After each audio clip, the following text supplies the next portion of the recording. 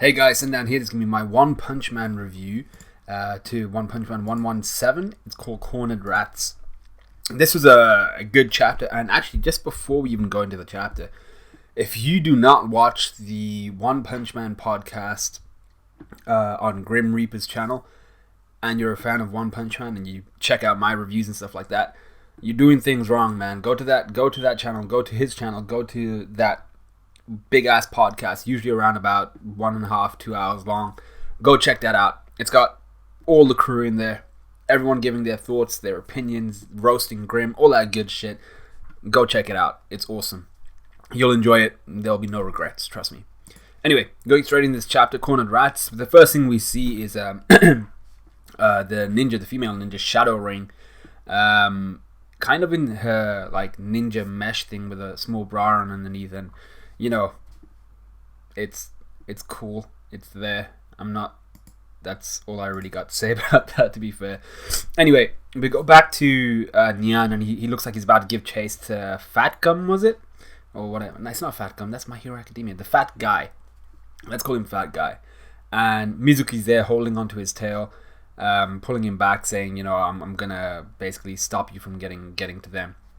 And he's there saying, you know, if you were still alive, you should have freaking run. Like, that was your one opportunity. And her whole kind of ethos here, her whole idea is, I might still be like way beneath Darkshine in terms of my athleticism, but Child Emperor gave us a job to do, and you can bet your ass I'm gonna do it. So Nyan's just like, I couldn't give no shits about you or the team, you know, I'm gonna kill you. So he straight up swipes at her, meaning to just decapitate her. But suddenly there's this barrier that forms around Mizuki, and she's propelled away from the danger area and placed on the ground. And then we see freaking Gearsper with his mechanized Cyclops looking thing that it's meant to amplify his Esper abilities, right? That's going ape shit. Lightning, electricity is flying all over the place. His hair is freaking spiked out because of the electricity, I assume.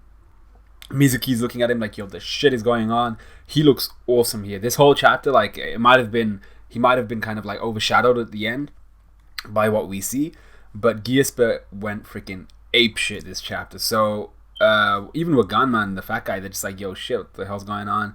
Nyan seems to be like entertained by this idea of this dude just trying to attack him, even though he just almost killed the guy.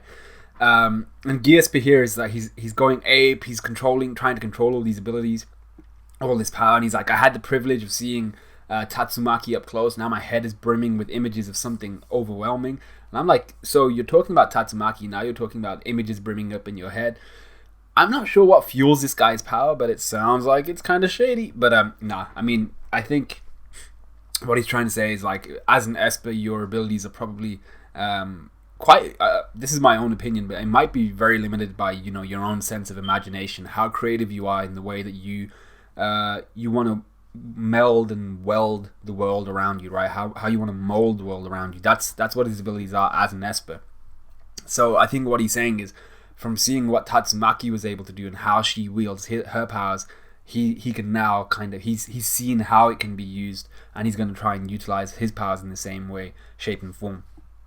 So he's here saying he's going to manifest his powers even if it takes his life. So I really liked this side of Gearsper, because like he goes all in. He shows the full characters of what a hero should be, in the sense of, you know, I'm going to try and save Waganma, make sure the kid's alive. I'm putting my life on the line. And even though he was kind of doing that before, now he's doing it, you know, backing it up by actually trying to damage a cadre. Well, I don't like calling them cadres, an executive level monster, so a dragon level monster. Anyway, we see the buildings all around this block. The outside of them just shatters, and you see huge chunks of rubble flying off of it, essentially. And Gearsper then changes these into giant stalactites or stalagmites, I'm not sure which ones are which, aimed directly at Nyan. And Nyan just stood. I really love the fact that Nyan, like, I knew there would be no issue for Nyan here, even though Gearsper looked awesome as shit.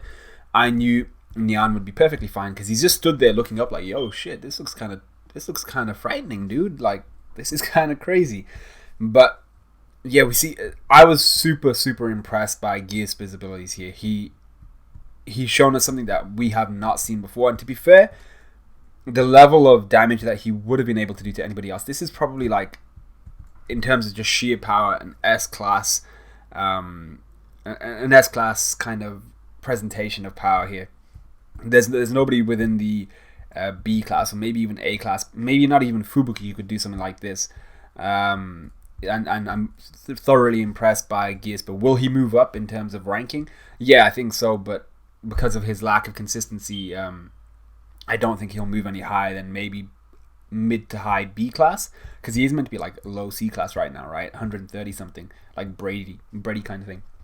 But what I'm hoping is also, we'll get back to it actually when his helmet breaks. But yeah, he throws all of this rubble on Nyan, and he actually blows away Mizuki as well. And this is the part where I was like, this is why Geass, like this presentation, this feat is such an amazing feat, because we see Fubuki from like a distance away turning around and just being like, sister, was that her? And then she's like, no. But she thought in that one instance of power that it was Tatsumaki ending someone's career. So if she was able, even if it was for a second, confuse some Esper's ability with Tatsumaki, it means that they're releasing a shit ton of whatever psychic ability that they're able that they're able to do. So Geass was not exactly, he's not releasing a small amount of power. He was going apeshit. So the fact that even Fubuki was confusing him for her sister is kind of, it's only a credit to Geass himself. Mizuki was blown away. She's collapsed. I love the fact that Geass turned around bleeding from his face and everything, and he's like, now we're even for the last time that Mizuki saved him. Is there a ship there? Nah, this is One Punch Man. Let's not do that. I just think it was a cool moment for Geass, and I think he has a little bit more kind of honor and integrity to him than we thought. Anyway, his helmet explodes. It breaks apart. You see he has a scar across his face that led to some guys in the podcast actually believing that he might be a test subject. Who knows, he might be. But what I kind of got from this was his helmet breaks, and we know that his helmet is designed to amplify his abilities. But maybe now that he's crossed that bridge of, this is what Tatsumaki can do, this is what I can do as an Esper, I'm hoping that he won't actually need to utilize the helmet or anything like that again. And I'm hoping he just gets used to, using more and more of his Esper ability. Obviously, Waganma goes apeshit. He's like, yeah, we killed this cat. Woo, freaking bag of please. Nyan is completely fine. He just wiggles his way out of situation. And his only kind of assessment of this whole thing was, this Esper dude just knocked himself straight out with his own abilities. This guy's kind of pathetic. And I was like, ooh, like after freaking Geass, but just basically almost shed his life, tore apart his life, trying to save Waganma. And all Nyan could say was, that was a really pathetic try, trying to take me out. We then see Fat Guy get sliced across the stomach. Nyan's there, standing over Waganma. Waganma wets himself here, like literally pisses his pants, which goes to show, how much of a little turd he is. He's there chatting big time shit, and then when someone actually comes and steps up to him, he pisses his pants. A key point that I'd like to mention here, and something we actually mentioned on the podcast, was that Fat Guy, even though he gets sliced across the stomach, there's no actual like in any of the panels I can see, there's no trace of blood from Fat Guy's wounds. He's not bleeding by the looks of things. So I'm thinking there might be something more to him, and maybe he hasn't shown us something yet, but he doesn't seem to be bleeding. Maybe part of his ability. Anyway, Nyan then drags them over to where the fallen heroes are, and he's like, this little bit of fun that I'm having isn't going to be finished until I've like shredded you in front of everybody else. And then a freaking shuriken / destructo disc, depending on whether you believe Kishin or whether you believe me. Either way, it doesn't really matter. Some sort of shuriken kind of thing goes straight towards Nyan and almost actually lops off his arm, but he lets go of both Waganma and Fat Guy. And you see that it actually takes the top off a building. So this thing is very, very dangerous. Like if it had hit Nyan, probably would have taken his arm off. So we know that, shit, maybe this is someone powerful. Then we see the actual weapon itself is like this mechanized kind of chainsaw shuriken kind of thing. I'm not sure how to describe it, but like lightning coming off of it. And then it changes and kind of transforms into this box. And I knew straight away, as soon as that happened, everyone shit their pants like simultaneously across the world. It was freaking Drive Night, and he's there, stood there with the box, lightning flying out of it, dispersing out of it. He's there in his complete form. His hair looking crazy as shit, looking like Boros almost. And I was like, oh my god, it's freaking time. It's been a long while since we've seen Drive Knight. It's surprising that Drive Knight was actually there at the Monster Association. I mean, like, where else could he have been? What else was he doing? Who knows? Go check out Zonin. But he's there and he's glaring at Nyan with his one eye, and he looks awesome. I'm so hyped for this. Waganma's shitting himself because he's like, yes, an S-Class is here finally. And then we have what's his name, Drive Knight, getting ready to fight, and he goes into tactical morph Lance, and we see the box kind of transmorph again, if that's even a word, into like these two arm type things, and they're gonna wrap around Drive Knight and form into whatever he's gonna form into.